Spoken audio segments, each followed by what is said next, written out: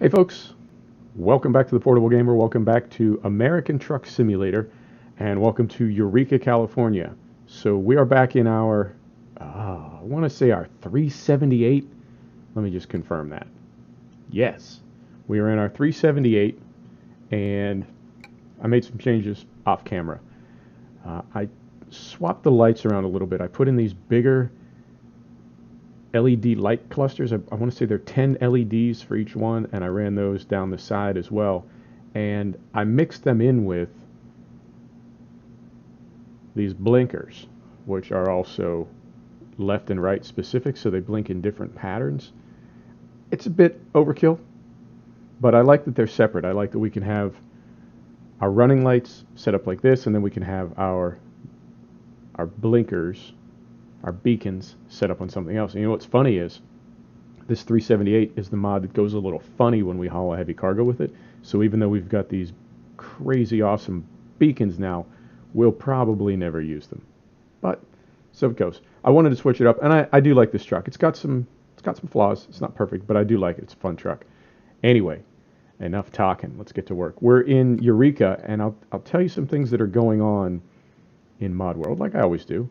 In gaming world, sim world, I'll tell you some things that are going on as we're getting rolling, and nothing is really going too far. Well, I mean, these are going all the way to New Mexico, but I mean, we're a little bit limited. Arizona, Los Angeles, Nevada. I guess it makes the most sense to go to Nevada because I do want to take something to the two gold mines. So we'll take this. How long do we have? 15 hours before it goes away. Perfect. Plenty of time to get there. Let's do it. And of course we just slept, so we're good to go there. So swap that to the map, make it smaller, brakes off, put her in reverse. Here we go.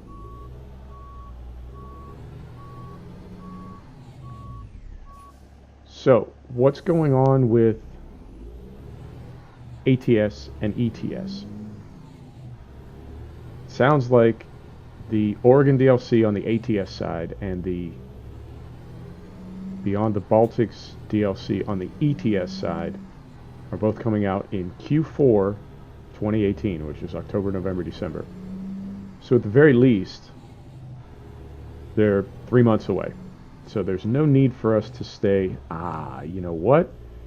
It did this to me before. It did. You remember. We don't, yeah. Are we picking up at Walmart? I bet we are. It did this to me before. What is it about this map? Yeah, it did. It's right there. Okay. Glad I saw that. Although, I mean, you know, I don't mind driving around and talking to you, but there's a limit to my patience. Right, so good there, good there. So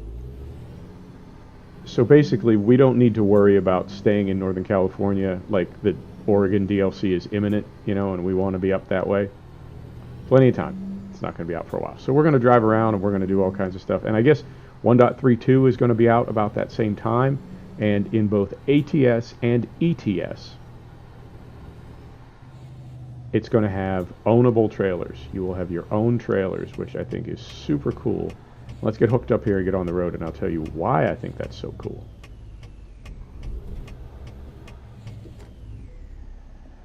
Right. And then, of course, do they give us a choice? They do. You want to mess with trailers? Yeah, let's mess with them. We're picking up from Walmart, so let's go with Walmart branded. So there's a curtain cider. They're gonna give us dual? No. But we can take a long one. Okay, let's do that. I believe when there's a little bit more weight in there, you make a little bit more money. I don't know. Something. Right.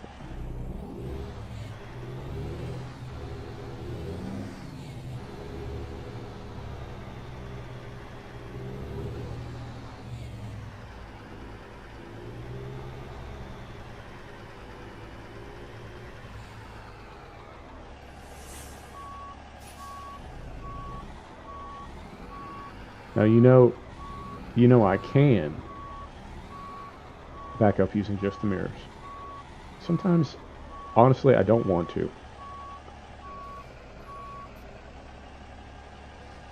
Right. Wheels up. Airlines. Beautiful. Let's get rid of that. Take a look at our rig here. That's all right. That's all right. Okay. So we get that back on. Hop back in cab. Put her in gear. 585 miles. Probably not going to do this in one episode. I'll either do it in 2 episodes or I'll just finish it off camera. Oi.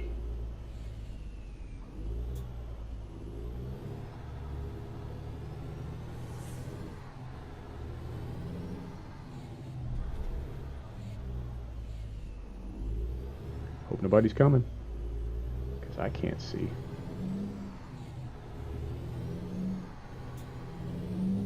There we go.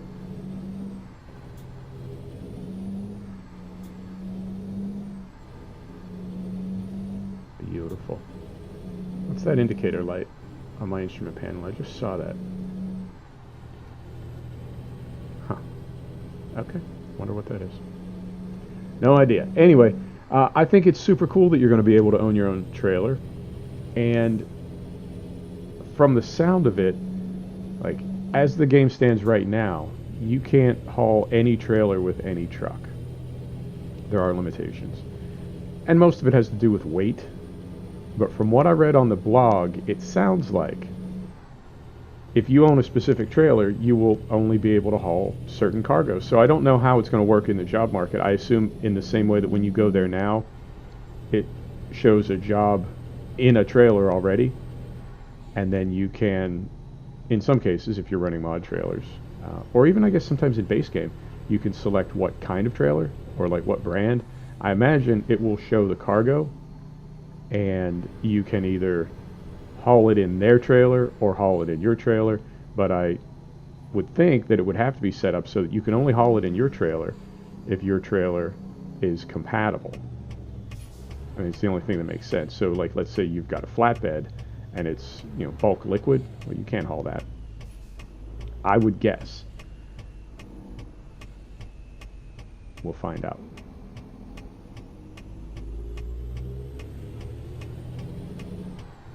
Sorry, trucker. Right, so looking forward to that, and I think that's a cool detail. I think it's also going to add some challenges to career mode. You know, if you want to play seriously, if you want to play realistically, I think that's going to be some additional challenges, you know, as far as can you make money and how do you make money and that sort of thing. And it's also, from the sound of it, you'll be able to customize your trailer just like you customize your rig. Obviously skins, but you'll be able to set it up based on your budget. You know, if you have a ton of money, you can build yourself any kind of trailer you want. If you're more limited, like let's say you just started a profile, then it's going to go a little bit differently. So I think that's cool. I'm looking forward to it. Little details like that. So and we'll see the DLC when we see it. It's, you know, I'm impatient. I'm enthusiastic. You know, I want this stuff yesterday. But from the sound of it, Euro Truck and to some extent American Truck have really kind of put SCS on the map, and they went from like 6 people to like 80 people or something. That's a big jump. You know, when you get into scaling a business, which is something I know a little bit about, when you get into scaling a business, you know, it's like if you have 6 people and then all of a sudden you have 60 people, it's not like, oh, I just have 10 times more people. You have problems that you didn't have with 6 people, and it's not simply a question of more. You have different problems than you had with 6 people. So it's good on them. I'm really glad that they're taking off, and I'm glad to see that they're using their growth to continue, you know, sort of pushing the quality of the game and pushing the content of the game. So super happy about that. I'm really looking forward to it, and it'll be ready when it's ready. I'm sure, They're working as fast as they can, and if they hired 10 times the staff that they used to have, they are definitely serious about deliverables, because that's not, you know what I mean? You don't blow up your payroll 10x if you're not going to use those people to do things. You don't just hire people to hire people, you hire people to make stuff. So for them to hire that many people, they are obviously serious about making product. So that's one very cool thing. The other very cool thing that's it's sort of not cool, but it's cool. It's a good thing. This game can be so pretty. It really can. I do like this game, obviously. So, lag spikes. You know I've been having lag spikes. And I don't know. I mean, maybe you get sick of hearing me talk about it. I hope you get sick of seeing them, because I hate them. But I've been getting lag spikes. And I didn't used to. And now I do. And then sometimes I don't get them for like the longest time. Well, when I get them, it's when I'm recording. And initially I thought it was scenery loading. Obviously it's not. It is Shadowplay is causing it, and I confirmed that 1000% the other day. I was recording Farm Sim and I got a massive lag spike, to the point where I had to stop the video. The audio was still recording just fine. I was able to, say goodbye and wrap up the video and everything, and it was a good place to end. We were just a few minutes from ending anyway, so it was no big deal. It was wrap up the video. But when I went into Shadowplay and stopped recording, instantly we went from 2 FPS, which is what we had spiked down to. We went from 2 FPS back to 60. So clearly Shadowplay is the culprit. And I was thinking, well, maybe it's heat, but there's two reasons why that's not the case. One reason is Shadowplay does not generate any additional heat the way it's set up. And the other thing is, the problem went away instantly. It's not like I turned off the Shadowplay recording and then 15 or 20 seconds later the bottleneck eased. It was literally instantaneous. So that's the problem, and it sucks, because Shadowplay is, I think it's a good app. Well, when it works, it's a good app, and it works most of the time. We're in Shadowplay right now. It's great. 1080p, 60 FPS, no hit on FPS unless it's spiking. No hit on FPS. Everything's awesome. It's super duper.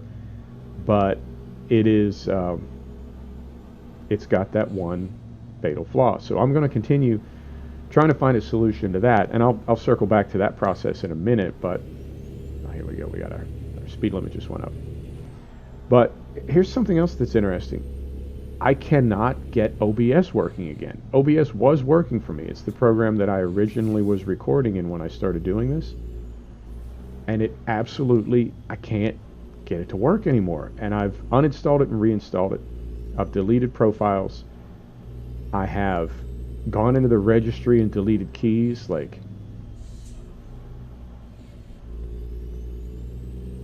Moment.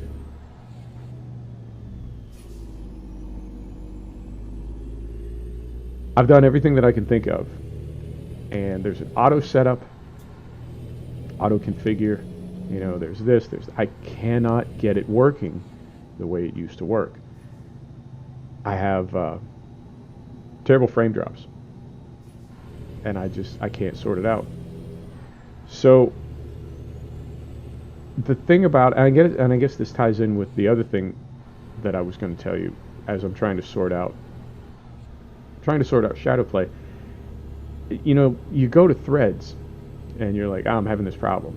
But the thing about, what we do as sim gamers and what we do on the PC side that the console people really don't have to deal with, and I think if you've only ever been a console player, and plenty of people play on console and PC. There's some people that just play on console. And they don't have these problems, and they sort of laugh at PC gamers like, I don't have to deal with any of that crap. No, you don't, but PC gives you things that console doesn't. So they're both awesome. I'm not putting either one of them down. I'm just saying they're different. But if you're on the PC side and you're heavily into modding and you're heavily into working with your hardware and making your system do things, you know that a lot of these problems, you have to sort them out yourself. Forgot how slow the steering is on this truck. A lot of your problems, you have to sort them out yourself to the point where the only answers you're going to come up with are the ones you come up with yourself. The solution to your problem literally does not exist outside of the one that you come up with. And what I mean by that is, like, if you go to a thread and you say, like, you type in my case, shadow play lag spike or shadow play frame drop or whatever, you go online and you get like the phone book. You get so many people talking about, problems that they've had, and you read through these threads and it's like, nope, that's not me, nope, not me, and you just go through them. Now, it can sometimes point you in the right direction. Well, let me back up a step. Sometimes you can find the solution to your problem the first thread you look on. Other times it will point you in the direction of a solution. But there are other times when you just look and look and look and you never find anything that helps you. And what I've realized about that is it's a little bit like having a car. You go online and you say, my car is making a noise. And immediately people are going to be like, well, what kind of car is it, right? Got to know what we're working with here. So you say, it's a two-door. Okay. A two-door what? It's a two-door Ford. Okay, two-door Ford what? And so on and so on. It's a Mustang. Okay, what year? It's a 2016. Okay, what kind? It's a 350 GT. Okay, have you done anything to it? And that is, I think, the big sort of bridge to cross right there. Have you done anything to it? Because, like, if my mom took her car into a mechanic, they don't need to really ask that, because they can see my mom's car and realize, like, and they can see my mom too and realize, okay, this is not a person who has modified her car in any way. But if you take your 350 GT to a mechanic and it's sitting there idling and the exhaust sounds like the apocalypse, like it's rattling the foundations of the building, it would be reasonable for a mechanic to say, what have you done to this car? Is it running a regular pump gas? Is it running, is it running, have you flashed over the fuel injection maps? Have you made changes to the EEPROM? Like, what is it chipped? Does it have custom parts in it? Is the compression factory, et cetera, et cetera? That's the sort of stuff that your mechanic would need to know. And the thing that's weird is, if you can do those things to your car, you probably don't need a mechanic, and you're just going to work on it yourself. And I think the same thing goes for our gaming systems. So for me, the day I get a gaming system, the day I get any system really, I take it home, I let all the updates install, and then I go through and I pull out all the Microsoft bloatware crap that I can. And some of it's very easy to pull out, you just uninstall it. Other is sort of integrated in there, and you have to go into the registry and manually disable it. You have to really dig in there to get a lot of the junk gone. I don't need Mahjong. I don't need your crap, Microsoft. And then some of it you can never really get rid of, like in Windows 10, Cortana and various other things. It's sort of integrated in there for a reason. They don't want you to turn it off because, well, Microsoft Windows it's no longer an operating system. It's a data collection system that just happens to run your hardware. So the idea that you would turn off Cortana, it's like, that's the whole point of Windows 10, is to get Cortana into your life. They could care less about operating your SSD drive. They don't care about calibrating your monitor. They don't care about any of that crap. All they care about is getting Cortana into your life to monitor you. So no, you can't turn Cortana off, but you can turn off a lot of other stuff, and it just takes a while. And I can squeeze out, another 5% or 8% of RAM. And when you're talking about 16 gig of RAM, that means I can free up 1.6 gig of RAM, right? Which is, there are entire games that don't take up 1.6 gig of RAM. Some little ones, you know what I mean. So you get what I'm saying.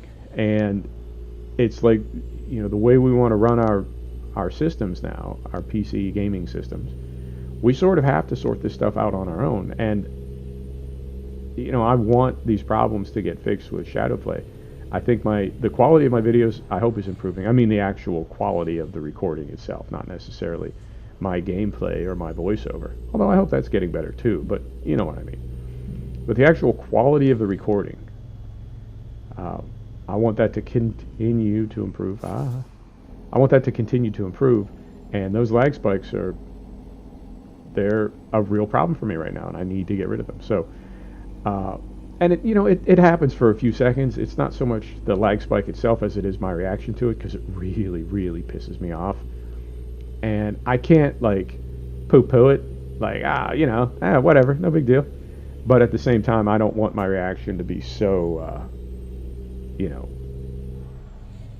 I don't want it to be a buzzkill where my reaction ruins the video when the lag spike itself is really not that big a deal. And the simplest thing is to make them stop happening. So I guess that's where I'm going with that is I'm on the trail of a solution, and I was very close to committing to a new gaming laptop, and I've said before, I got it all picked out. It's all built. It's in the basket on the HP website. I do run HP laptops, and what I can tell you is they've worked well for me. And I know everybody's got their favorite brand, and everybody's got their own budget. I would love to rock, Alienware or MSI or something, but I'm working with what I got. So it's a hot system though. It's 1080 i8 1080, 32 gig of RAM, 4K, the whole deal. And I think that's as good an excuse as any to upgrade to a system like that. But then another part of me knows, or you just get an Elgato for $160, and you're taking a big load off your system because you're not trying to capture on the same system you're recording on. And secondly, it's just going to forward everything to my utility laptop anyway, which is also an HP, and that's the one that I use for all my editing and rendering. So that system has been running. I've only been on YouTube for about 6 months, but that system has been running. I kid you not. I leave it on 24 hours a day, and it typically has a project going overnight. That system has been running more or less nonstop for 5 years, and it's fine. It is amazing, and that's why I went with the HP Omen laptops when I decided to go into a proper gaming laptop, a gaming specific laptop. That's why I stuck with HP, because HP has always treated me well. Just me personally. I'm not saying they're the best. I'm not telling you to go out and buy one, or I'm not a fanboy. It's just worked well for me. So rather than spend almost $3,000 on a new gaming laptop that is only marginally hotter than the system I'm on right now, let's just do an Elgato and try it, right? If we're wrong, we're wrong. We made a $160 mistake, but we have an Elgato. And if we're right, then we've saved, $2,850, which is there's never anything wrong with saving $2,850. So that's what's going on in sim gaming world for me. I hope everything is awesome where you are too. It's Friday, and we're going to get this delivered, and we're also going to start a new farm map today. We're going to run 3 farms for a minute and see how that goes. And I don't have a lot of subscribers at this point. I don't have a lot of views, and I really don't get a lot of comments, and that's a little frustrating for me. I wish I had more feedback.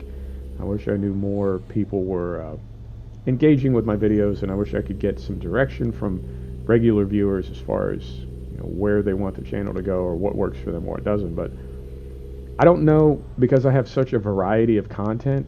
I have everything from Formula One to spin tires. I've got farming, trucking, racing, and trains. So I don't know if my viewers or my subscribers watch all of my videos, or if they only watch like the genre that works for them. So I don't know if I have people that just watch trucking videos or just watch farming videos or whatever. So when I'm in a trucking video like this one, and I'm talking about a new farm, I don't know if that works for you or not, or if you're like, yeah, dude, I don't care about farms, just drive the truck. So, but I can do both. I can multitask. I can drive this truck and talk about my farm. But since I want it to be a big surprise, all I'm going to say about it is I am going to do a new farm. I'm going to start that today and probably post it tomorrow with this on Saturday. And I think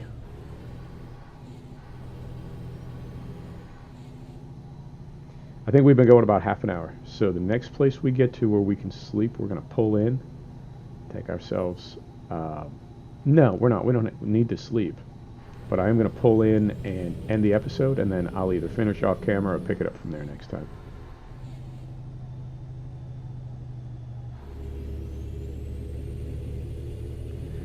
$395. I used to live on 395. I lived in Mammoth Lakes, California, and that's right on 395. You know what? We haven't driven through Yosemite yet. I don't think we can. That's a little further south than where we're going. You don't drive through Yosemite to get from Eureka to... Where are we going? Reno? Elko. You don't drive through Yosemite to get from Reno to Elko, but we need to drive through there.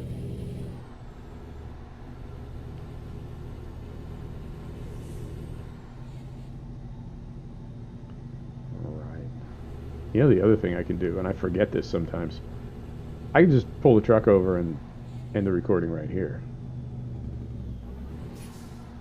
Don't necessarily need to get to a place to sleep. It just feels more realistic, though. I feel like it makes me a better trucker. You know what I would also like to see in this? And who knows, this might be on their radar long term, but you know what I would like to see in this game is you have to monitor your gauges. Things like oil pressure and water temperature and that sort of thing, and that you can have breakdowns, and that if you begin to have a problem and your gauges are indicating that you're beginning to have a problem, that in the next town you need to pull into the shop and get it taken care of, and it might cost you, $1,000 or $2,000, £1,000 or £2,000, whatever, euro. And if you don't and continue to drive, it's going to cost you more money when you get it fixed. And if you really don't get it fixed and keep driving, eventually it will break down and you'll have to be towed to the next town and your job will be late, etc., etc. I think that'd be a cool detail. And you would need some form of, I guess you could make it an option, but you would need to have some form of like a warning light that came up not just on the dash but in your HUD, because it can be hard to read those gauges, particularly depending on your monitor size. But you know what I mean, that you would get a little, like down in your what do you call that, your multi-monitor, the thing to the, what are they calling that? That is the HUD, is it not? That's the HUD. Your GPS, I'm blanking. You know what I'm trying to say. The little display on the right side of the screen right now, you could have a little blinker come up in there. Like it tells you when you need to sleep, like it tells you when you need fuel. You could have something telling you, check your gauges because you're beginning to have a problem. Or whatever. Or you could disable that and really actually have to like monitor the gauges with your eyes. And we're making good time. If we're not careful here, we're going to end up finishing this job. I'm not opposed to that. I just don't want to make a video that long. I think we're getting to a little town up here, so hopefully we can maybe.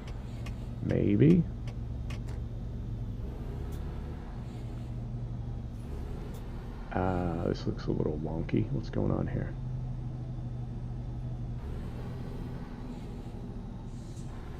Oh, okay, I see.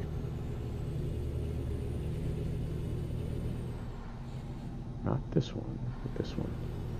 Winnemucca. Yep. This is my part of the world. I'm not from here, but I lived in Mammoth for almost 3 years, Mammoth Lakes, California. Then I moved up the road to Lake Tahoe, to South Lake Tahoe. Lake Tahoe is the lake itself, and then the town is called South Lake Tahoe. Although, and there's a ton of towns around the lake. So if you were to tell somebody, I live in Lake Tahoe, they would just assume that you meant South Lake Tahoe. It's the biggest town on the lake. And half of it is South Lake Tahoe. And then the other half of the town is state line, because the California-Nevada border goes right through the center of town. Maybe not right through the center. It's about 3/4 of the way through the center. But on one side, it's South Lake Tahoe, California, and on the other side, it is state line, Nevada. Nevada? Nevada. The debate continues. Well, golly, now I really want to pull over, and I can't find a place. We'll find one. We'll find one. If you've never been to Reno, where we are right now, if you've never been to Reno, I can tell you it is one of the most spread out cities I've ever been in. I swear the city is like 40 miles across, and the population isn't very big. There's not that many people in Reno. But it is like, you're exhausted by the time you drive from one side to the other. It's like driving across a state. And another place that I've lived, Oklahoma City, Oklahoma, is very similar. I believe Oklahoma City is one of the biggest cities geographically in the United States. It's like the city limits are as big as the county that it's in. So same deal. It's like 50 miles across. Not a really big population, but it's like literally 50 miles from one side of Oklahoma City to the other. Maybe not 50. Maybe like 30. But it's still gigantic. So when somebody says, oh, I'm in this part of Oklahoma City or whatever, it could literally be like, if you're from the Northeast, that whole Massachusetts, Connecticut, Rhode Island, Delaware, where you got your little postage stamp states. It's crazy that Oklahoma City is like, it's just so big that you could drive across 3 states in your tri-state area before you get from one side of Oklahoma City to the other. So that's all I got for you as far as geography lesson. That's really all I got. Oh, I see a place to pull over. I think I do. I hope it's not just a scale. Son of a... It's just a scale. You know what? I'm going to pull in there anyway. I have to anyway. Okay. So I'm going to pull in, get weighed, and then I'm going to pull away from the scale and end the episode right there. And I'll either finish off camera or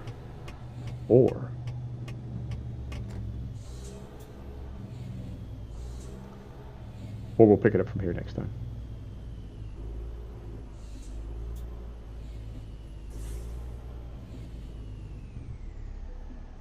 Right. 71,000 pounds. Not too shabby. Leadfoot.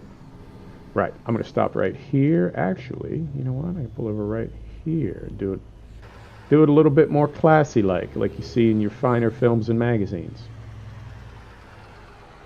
And in fact, right?